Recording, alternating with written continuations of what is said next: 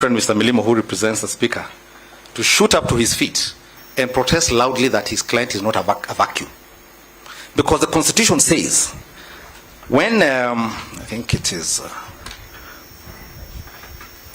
this is Article 146, Sub-Article 2B. If the office of Deputy President is vacant, or the Deputy President is unable to assume the office of President, the Speaker of the National Assembly shall act as President, and an election to the office of the President shall be held within 60 days after the vacancy arose in the office of the President. Two things to note there. In that article, the framers of the Constitution contemplated a vacuum in both the Presidency and the Deputy Presidency. And it is at this point where my good friend Mr. Milimo says his client anatosha.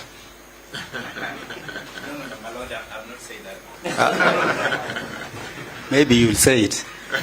I am almost certain in the event that my good friend Mr. Kamoto described here a few days ago, when he said the president might go to where people don't come back from, that we will all say we turn Atosha.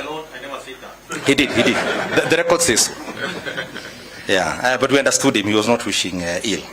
So that's the first thing. The second thing, my lord, is that they contemplated we can operate for 60 days, 2 months, without either a president or a deputy president. The world will not collapse.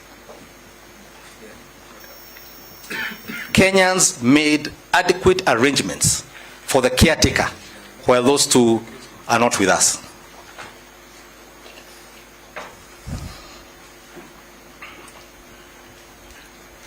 And there seems to be something magical about these 60 days that Kenyans clearly had, because under Article 149(1), when the Deputy President is impeached or there is incapacity, the President has 14 days to nominate a candidate to the National Assembly. That is number one. And because it is not obvious, or it is not a matter of course, that the National Assembly will approve that candidate, it must be contemplated that the National Assembly can refuse to vote for that candidate. So those 14 days can be repeated, which is what the Constitution says. If Parliament rejects the first candidate, the process is repeated again. And the Constitution seems to contemplate can be repeated almost indefinitely until the President comes up with a name that is acceptable. So that is number one. And there's no crisis. The world will not end as Parliament rejects those candidates. So that's number one. But the President having nominated a candidate, the National Assembly itself has then another 60 days. So we can again operate as a country for 60 days without a Deputy President.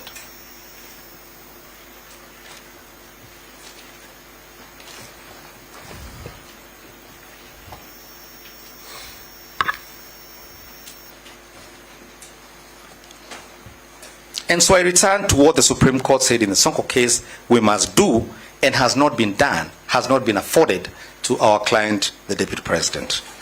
This is what the court says. This is the Supreme Court again at Article 114. And it's interesting because what had happened in the Sonko case, the court actually found that Sonko was not properly before it. But they then said they converted the proceedings into an advisory opinion. So they're actually giving this as a template for courts, such as this honorable court, to follow. Article 114, paragraph 114. To the question whether due process was followed in the removal of the appellant, the Audi Alteram Partem rule requires that those who are likely to be directly affected by the outcome of a decision should be given prior notification of the action. So they give a whole list of what must be done. Prior notification of the action proposed to be taken, of the time and place of any hearing that is to be conducted, and of the charge or case they will be called upon to meet. They must be given an opportunity to be heard. Now, it is not a matter in dispute that on the night the Senate, I and my colleagues on both sides were present in the Senate, our client was taken ill. I have subsequently read in the newspapers he had a broken heart, for good reason. So he is taken ill, and the Senate then takes a vote. And this was important because the Senate had 2 days left, even in their own self-prescribed time limits. They voted, and this was not an electronic vote.